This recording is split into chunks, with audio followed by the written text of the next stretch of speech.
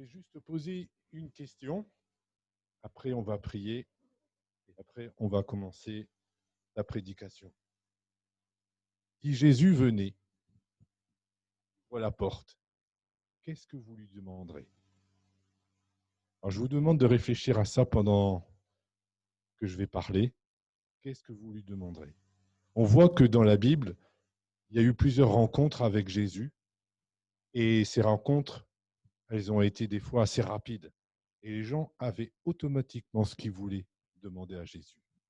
Alors, moi aussi, je vais réfléchir à ça et je vous le dirai à la fin. Qu'est-ce que vous demanderez à Jésus? Alors, on va juste prier. Seigneur, nous voulons, Seigneur, ce matin, nous remettre à toi, Seigneur, et remettre ces moments. Seigneur, nous allons ouvrir ta parole et nous te demandons que ton esprit puisse travailler nos cœurs, que ton esprit puisse venir, Seigneur, et parler, Seigneur, à travers moi, que je puisse me reculer et que tu puisses parler, Seigneur. Merci, Seigneur, encore de cette opportunité que tu nous donnes encore aujourd'hui de pouvoir, Seigneur, ouvrir ta parole, Seigneur, parce que c'est encore un jour de grâce. Merci, Seigneur, pour tout ce que tu fais dans nos cœurs et dans nos vies, et à toi soit la gloire. Amen. Voilà, ça apparaît à l'écran. Aujourd'hui, s'il y avait un titre, ce serait « Une rencontre qui peut tout changer ». Alors, j'aime bien me poser des questions par rapport à tout ce qu'on peut entendre. Et je me suis posé une question, qu'est-ce qui a poussé Moïse à être le libérateur d'Israël? Qu'est-ce qui a poussé Pierre à faire la prédication le jour de la Pentecôte, alors qu'il avait renié Jésus quelques jours auparavant? Qu'est-ce qui a persuadé Jonas d'aller quand même à Ninive, alors qu'il a refusé d'y aller? Qu'est-ce qui a poussé la Samaritaine à courir vers son village et à lui demander et à dire que Jésus était le Messie qu'ils attendaient?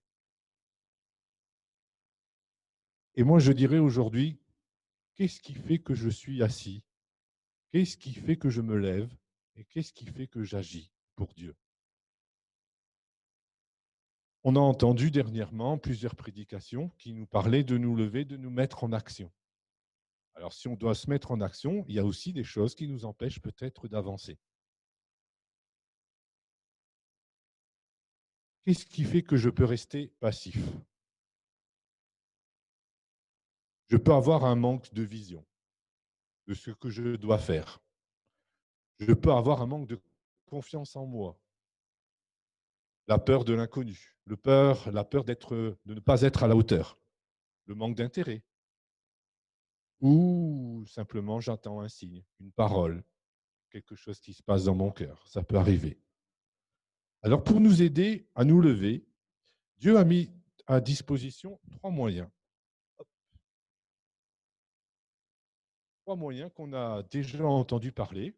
Le premier, c'est on a trois moyens qui sont les promesses, la révélation de Jésus et le Saint-Esprit. Alors, j'aime bien le petit schéma qui est en dessous. Vous voyez un homme qui est assis. La deuxième, il est en train de pousser sur ses pieds, pousser sur ses mains et commence à se lever. Mais il n'est pas encore debout. Et la troisième, il est debout sur ses pieds. Alors, si je peux résumer ça, on a le Saint-Esprit qui va travailler nos cœurs dans la première image qu'on voit. Il va travailler dans nos cœurs, mais la personne reste toujours assise. Et on commence à se poser des questions, peut-être, sur nous-mêmes, sur ce qu'on doit faire pour Dieu, sur notre vie spirituelle, sur notre Église, etc. Puis ça commence à travailler nos cœurs. Et puis d'un seul coup, on reçoit les promesses. Les promesses vont permettre, en fait, à nos deux pieds de pousser et de commencer à nous lever. Et je dirais, il faut encore un effort supplémentaire. Il faut une révélation de Jésus dans nos cœurs et dans nos vies pour qu'on puisse pousser sur nos bras et commencer à nous lever. Et la troisième, on est debout, on peut agir. Alors, qu'est-ce qu'on va voir aujourd'hui? On a déjà vu les promesses. Les promesses, on avait déjà eu quelques prédications dessus. Les promesses qui sont ce que n'est pas une promesse, ce que c'est une promesse. On avait vu ça pendant le confinement, il me semble bien, ou après le confinement, je ne sais plus trop, on va dire en mai-juin. Et aujourd'hui, on va s'appuyer aussi, on va plus parler sur la révélation de Jésus, le Saint-Esprit. On verra ça dans une autre prédication. Ça demande aussi du temps. Nous avons vu au cours de ces derniers temps que Dieu nous donne des promesses qui sont dans la Bible. Alors pourquoi Dieu nous donne des promesses? Pour nous encourager, pour nous servir d'appui dans nos actions. Dieu est fidèle et il accomplit toujours ses promesses. Et dans l'accomplissement des promesses, moi je vois toute la grandeur de Dieu, sa providence, sa souveraineté. Et je crois que ça, c'est important. Quand on voit ce qui s'est passé avec le Covid, Dieu nous avait prévenu qu'on allait passer des moments difficiles. Et on ne savait pas, on ne comprenait pas pourquoi. Dieu est souverain. On n'a pas été épargné, on est exposé comme tout le monde, mais Dieu nous garde. Dieu connaît toutes choses. Et ça, c'est important. Quand Dieu accomplit ses promesses, je vois que Dieu est grand. Et quelles que soient les circonstances, Dieu accomplit toujours sa volonté. Quand on voit en 1967 que Israël a recouvert sa terre, le pays d'Israël a été créé, moi je dis que ça, c'est l'accomplissement de la promesse. Dieu avait dit qu'il allait redonner la terre à son peuple. Et là, c'était l'accomplissement de 2000 ans d'attente. 2000 ans. Alors, il faut être patient, mais ça s'est accompli. Et quand je vois ça, eh ben moi, ça me montre les attributs de Dieu, son amour, sa fidélité, sa grandeur. Et je crois que si Dieu nous donne des promesses, Dieu peut nous donner des promesses à chacun d'entre nous, à notre Église, alors il va les accomplir en son temps. Donc j'ai dit, l'amour de Dieu montre la souveraineté de Dieu. Donc aujourd'hui, on va s'arrêter sur la révélation que Dieu nous a donnée de Jésus. Comment? Alors, hop, on peut passer. Pardon. Voilà. Alors aujourd'hui, je me suis posé 3 questions par rapport à la révélation de Jésus. Comment peut-on rencontrer Jésus? Quel est le but d'une rencontre avec Jésus? Quelles sont les conséquences de cette rencontre? Alors, pour rencontrer quelqu'un, il y a 2 façons. Soit je vais à la rencontre de la personne, ou soit c'est la personne qui vient à la rencontre de ma personne. Et je dirais, la troisième aussi, qui est le complémentaire des deux, c'est les deux en même temps. Chacun va dans le sens de l'autre. Alors, dans la Bible, il y a plusieurs rencontres, et Jésus a fait plusieurs rencontres dans la Bible. Il y en a 8 au total dans la Bible. On ne va pas faire les 8. On va en prendre 2, une particulièrement, donc Bartimée. Bartimée qui a été à la rencontre de Jésus. On a Jésus qui a été à la rencontre des disciples, avec les disciples d'Emmaüs, qui, suite à la résurrection de Jésus, quittaient Jérusalem, triste que Jésus était mort à la croix. Et la troisième, je dirais, c'était un peu les deux en même temps. C'est quand Dieu a donné les 10 commandements au peuple d'Israël. Israël est monté sur la montagne par l'intermédiaire de Moïse et Dieu est descendu du ciel. Les deux se sont rencontrés. Alors, on va s'arrêter, nous, sur les 2 premiers.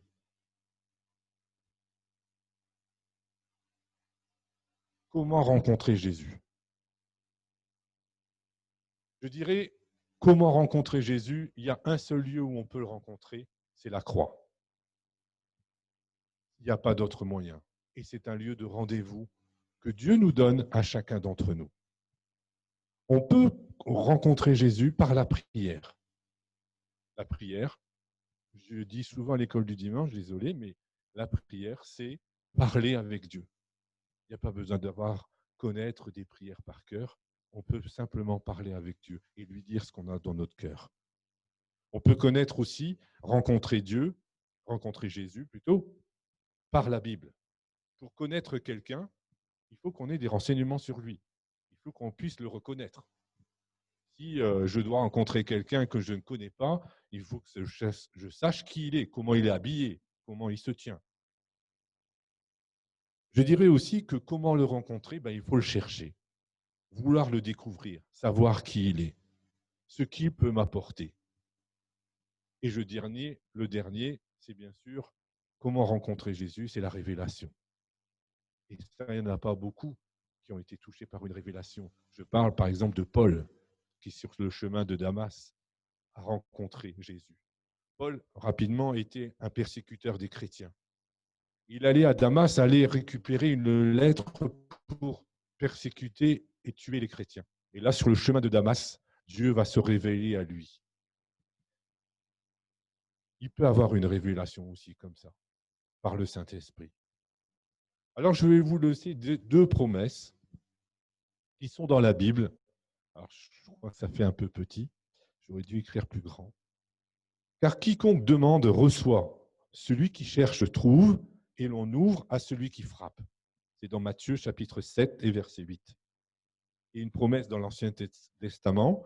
L'Éternel sonde les cœurs et connaît les desseins et les pensées. Si tu le cherches, il se laissera trouver par toi, mais si tu l'abandonnes, il te rejettera pour toujours.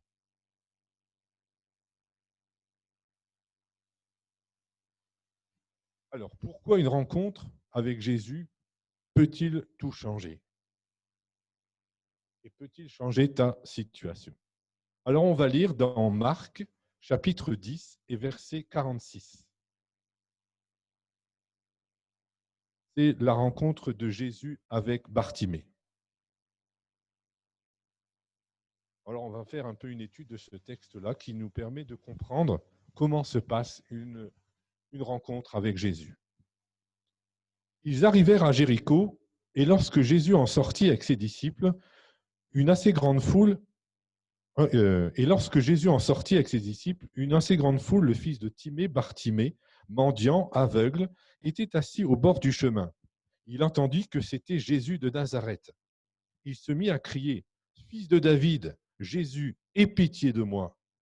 Plusieurs le reprenaient pour le faire taire, mais il criait beaucoup plus fort, « Jésus, fils de David, aie pitié de moi !»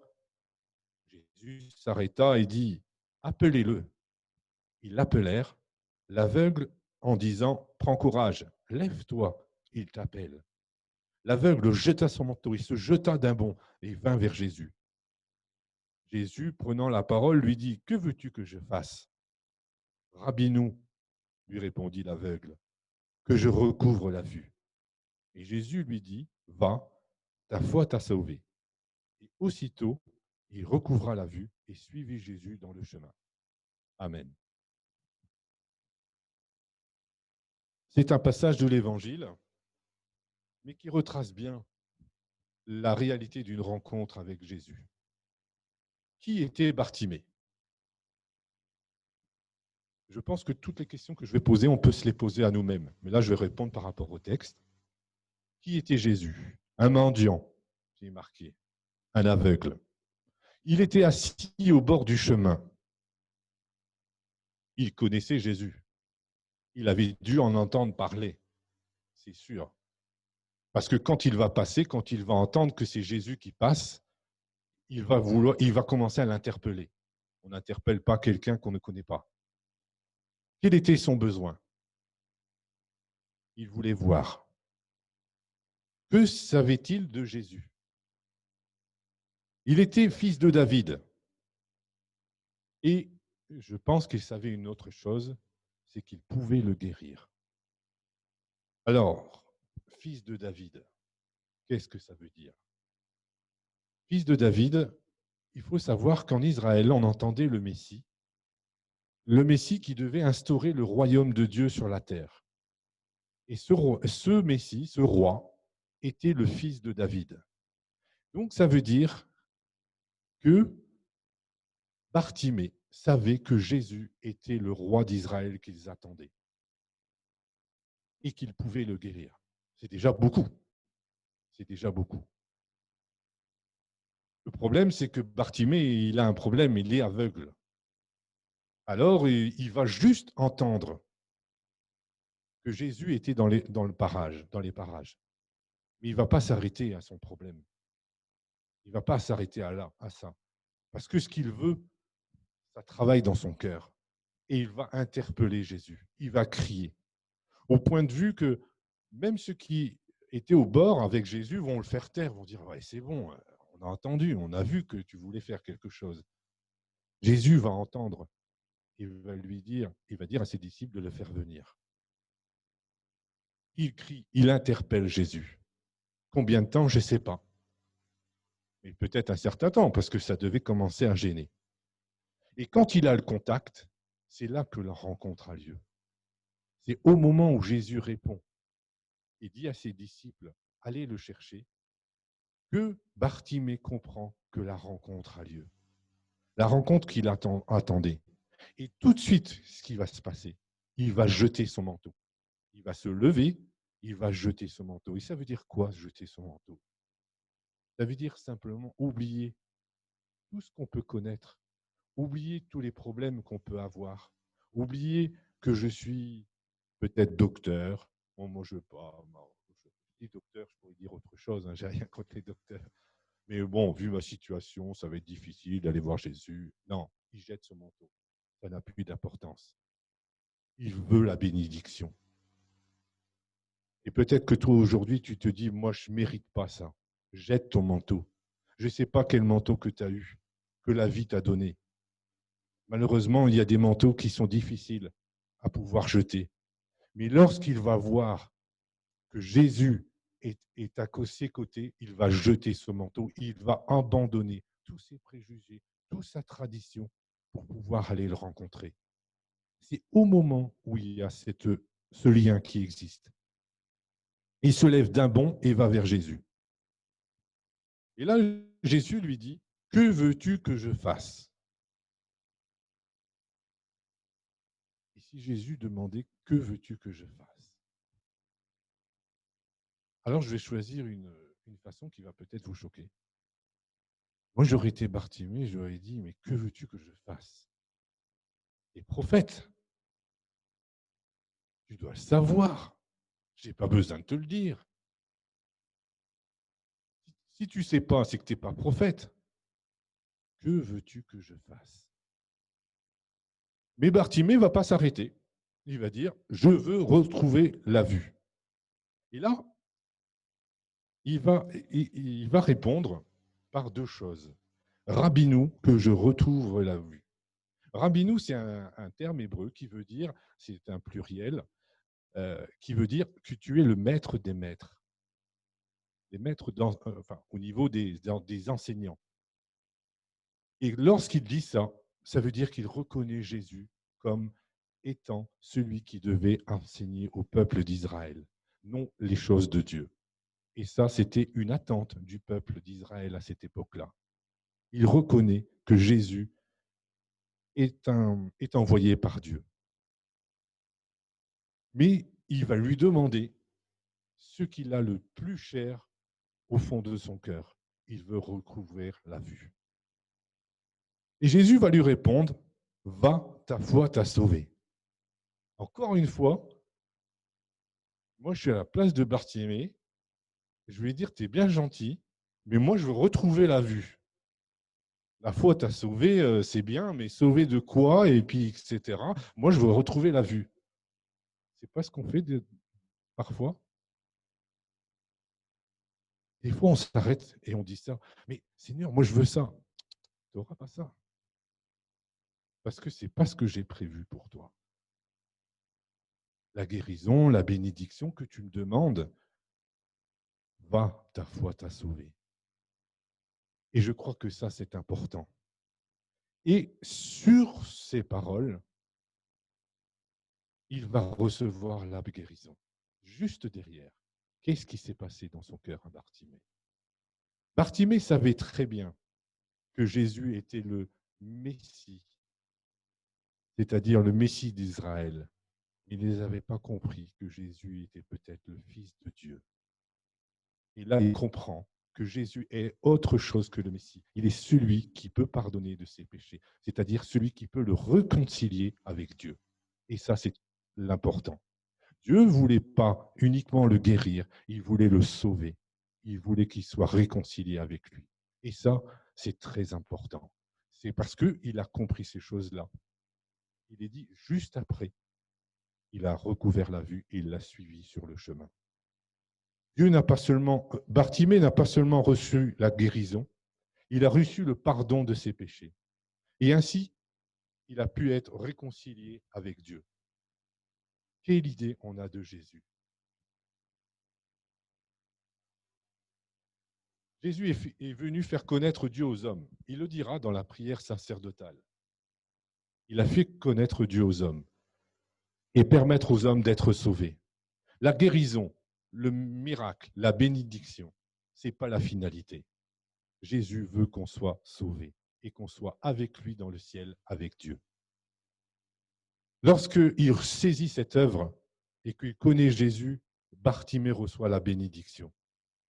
Tout le monde, il savait que c'était le Messie qui était annoncé par les prophètes, puisqu'il va dire « Fils de David, aie pitié de moi ». Et cette rencontre va lui permettre de comprendre que Jésus est le Fils de Dieu, car il peut aussi sauver du péché. Et cette rencontre va provoquer quelque chose. Il est dit, il le suivit Jésus dans le chemin. Et Jésus veut que nous le suivions dans le chemin qui nous mène au Père, à Dieu. Et c'est ça, la finalité de Jésus. Alors rapidement, on va parler des disciples d'Emmaüs.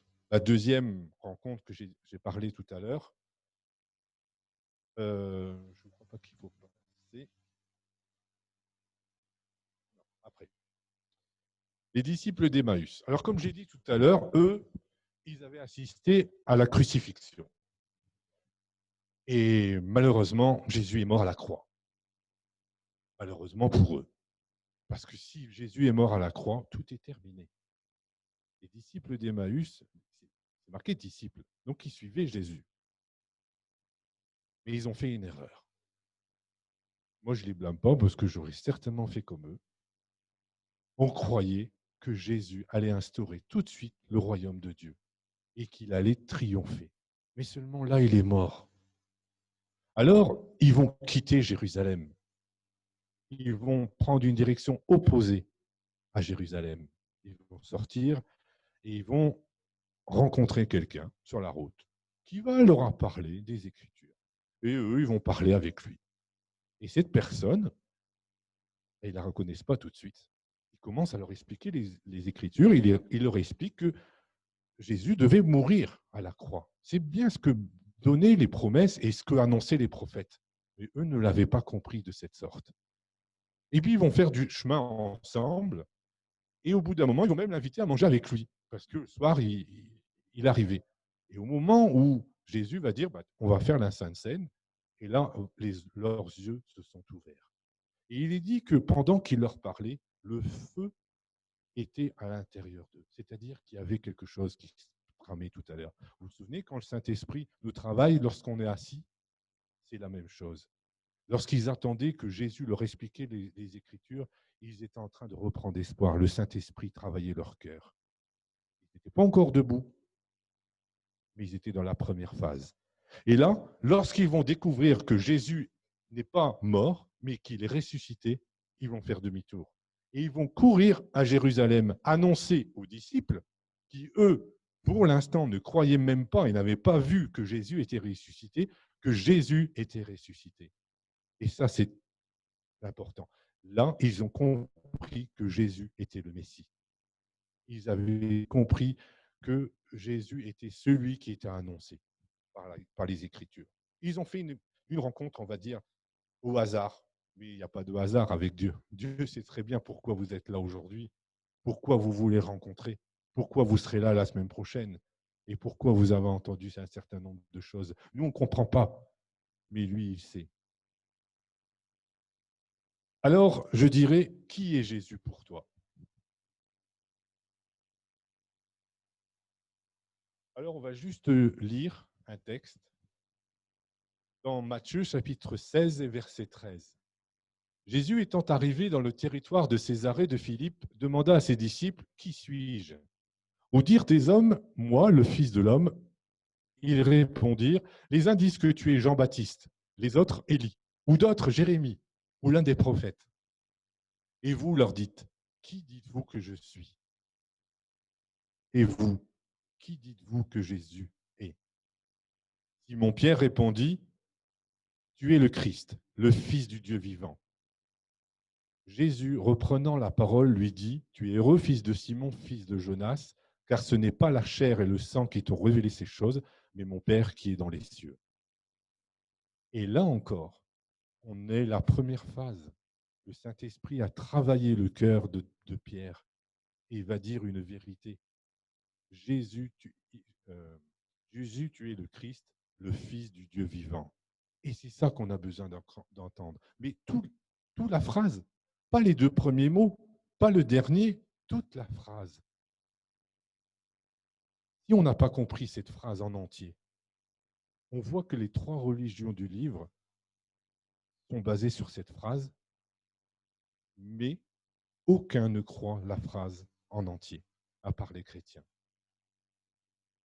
Pas dans les détails, je ne vais pas plus loin. Alors qu'en est-il de toi? Qui est Jésus pour toi? Ta réponse va influencer ce que tu attends de lui, forcément. Si tu crois que Jésus est un personnage qui est mort, ou un personnage historique, un faiseur de miracles, alors il ne va rien t'apporter, puisqu'il est mort. Par contre, si tu crois qu'il est vivant et qu'il est ressuscité, là, ça change tout. La résurrection est un point essentiel à la vie chrétienne.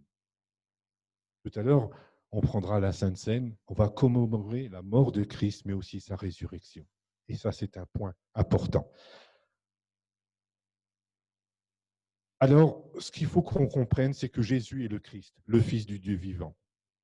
Si tu es perdu, Jésus dira, je suis le chemin. Si tu as peur, Jésus dira, je suis la résurrection. Si tu es assis au bord de la route, que tu es mort spirituellement puisque tu ne fais plus rien, que tu ne produis plus rien, Jésus dira, je suis la vie.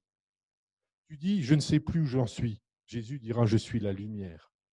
Tu as besoin de réconfort, de soins, je suis le berger. Si tu as besoin de nourriture, que tu as soif, Jésus dira, je suis le cep, celui qui nourrit. Alors il faut qu'on comprenne que Jésus est le Christ, c'est-à-dire celui qui a été oint et qui a été oint de la part de Dieu pour nous apporter le salut, mais pour nous apporter le réconfort, le chemin, la lumière, la nourriture, pour prendre soin de chacun d'entre nous.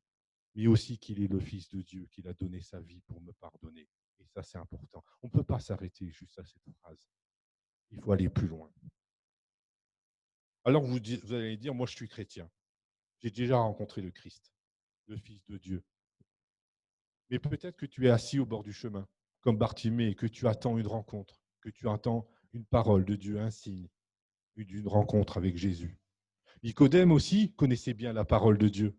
Il va aller voir Jésus, il va le rencontrer, parce qu'il ne comprend pas les Écritures. Et Jésus va lui dire, il faut que tu naisses de nouveau, que tu vives de l'Esprit. Et ça, on en a besoin, chacun d'entre nous. Alors, qui est Jésus pour toi?